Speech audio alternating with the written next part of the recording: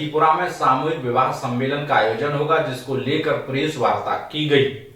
नंदालय सेवा समिति जतीपुरा व राजकोट गुजरात के सदस्यों द्वारा आगामी 23 तारीख को जतीपुरा में प्रथम सामूहिक विवाह सम्मेलन का आयोजन किया जा रहा है, जिसमें ब्रज की गरीब कन्याओं को वैवाहिक सूत्र में बांधा जाएगा। सम्मेलन की जानकारी देते हुए समिति के सदस्यों ने बताया कि यह उनका प्रथम सम्मेलन है, जिसमें 14 कन्याओं का विवाह कराया जाएगा। साथ ही सभी जोड़ों को आशीर्वाद स्वरूप गृहस्थी का जरूरी सामान भी दान में दिया जाएगा। वही जीवन भर तक इन कन्याओं के सुख दुख हारी बीमारी का खर्चा भी समिति ही उठाएगी। समिति सदस्य उस ओम प्रकाश शर्मा जी ने बताया कि समिति द्वारा अभी भागवत कथा का आयोजन कराया जा रहा है। वहीं जतीपुरा स्थित सुरभि कुंड भर भव्य 56 भोग का आयोजन भी कराया जाएगा। डीडी शर्मा, मथुरा समाचार 24। ब्रज की गरीब कन्याओं का सामूहिक विवाह सम्मेलन करा रहे हैं, क्या प्रोग्राम है, क्या क्या रहेगा उसमें? ये ब्रज का गांव की गरीब कन्याओं की समूह शादी सम्मेलन की हमको गिरिराज जी ने जो प्रेरणा की, और ये सब कार्यक्रम 24 तारीख को निश्चित किया है दोपहर के बाद। और इसमें दोनों परिवार से कन्या और वर पक्ष से दोनों साइड से वो लोग आएंगे, और कन्याओं का भी जो यहाँ क्या बोलते हैं, नहीं, कन्याओं को फेरे के बाद वो कन्याओं को भी जो जरूरियात है वो सब चीज भी हम कन्यादान में देंगे, और वो खुशी खुशी से अपने घर जाए, ऐसी हमारी सोच है। ये सोच के साथ हम गुजरात से यहाँ आए हैं।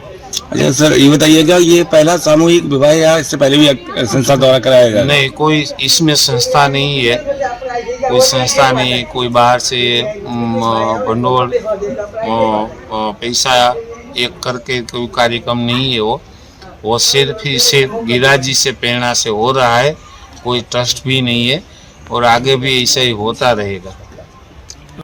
सर, सामूहिक सम्मेलन यहाँ गरीब कन्याओं का विवाह आयोजन हो रहा है, इस पर क्या कुछ कहेंगे? जी, सबसे पहले तो मैं अपनी प्रसन्नता व्यक्त करता हूँ। हमारे गुजरात में तो ये अवसर चलता ही रहता है, मगर जो हमारा हरिभाई मुकुंद भाई का जो एक अद्भुत विचार है कि ठाकुर जी के मनोरथ तो आते जाते करते रहते हैं, मगर ठाकुर जी को प्रिय है वो सभी ब्रजवासी को सुख का विचार करके यहाँ के देहात की जो छोटे घर की लड़कियां हैं जो पहुँच नहीं सकती है शादी में, उनको अपने घर से भी बेहतर यहाँ से शादी कर उसको ससुराल भेजा जाए, और अच्छा सा कोई उसको ज़रूरियात का सामान भी इधर अर्पण करेंगे।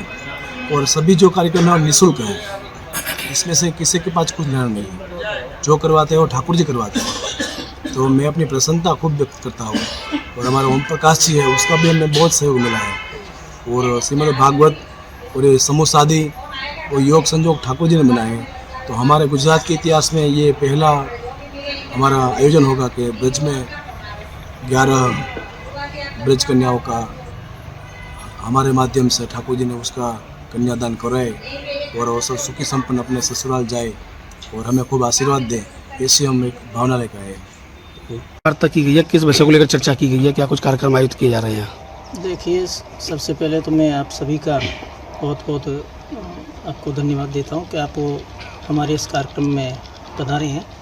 जैसा कि आपने प्रश्न किया कि इसका मुख्य कारण क्या है, तो हमारे नंदालय सेवा समिति के माध्यम से, और ये 7 दिवसीय कार्यक्रम है, श्रीमद् भागवत जी का आयोजन है, और इस कथा के मध्य में कल तारीख 23 को 56 भोग है सुरभि कुंड पर, ठाकुर जी वहाँ रोकेंगे, और तारीख 24 को ब्रज की कन्याओं के लिए ऐसा सोच किया है कि ब्रज की कन्याओं की शादी हमारे इन हरिभाई बल्दा जी के माध्यम से, जो कि राजकोट से यहाँ ब्रज में सेवा के लिए ठाकुर जी ने इनको प्रेरित किया है, और आकर के यहाँ ब्रज कन्याओं का इन्होंने सामूहिक विवाह का आयोजन रखा है।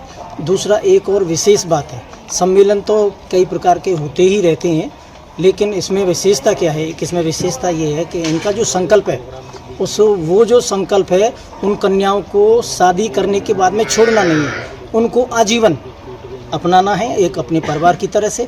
उनके परिवार में अगर कन्याओं को किसी प्रकार की समस्या होती है तो उसमें समस्या का समाधान भी करना है, इलाज भी कराना है अगर तबीयत खराब होती है, और आजीवन उनके बच्चों के भविष्य के लिए, उनके स्वयं के भविष्य के लिए, अगर उनके परिवार में कोई दिक्कत है उसका भी समाधान करना। अगर उनको जॉब की आवश्यकता है तो उन्हें जॉब भी उपलब्ध कराना। पूरी कहने का तात्पर्य है उन कन्या को एक तरह से इन हमारे बालदा परिवार ने शुद्ध भाषा में अगर कहूँ, मैं ब्रजभाषा की दृष्टि से बात करूँ तो एक तरह से उन कन्याओं को हमने गोद लिया है, जिन्हें कि हम आजीवन उनके साथ में मिल करके और उनको साथ में लगा करके हम अपना पूर्ण सहयोग उन्हें प्रदान करेंगे। आजीवन वो खुशी रहें, ऐसा हमारी सोच है।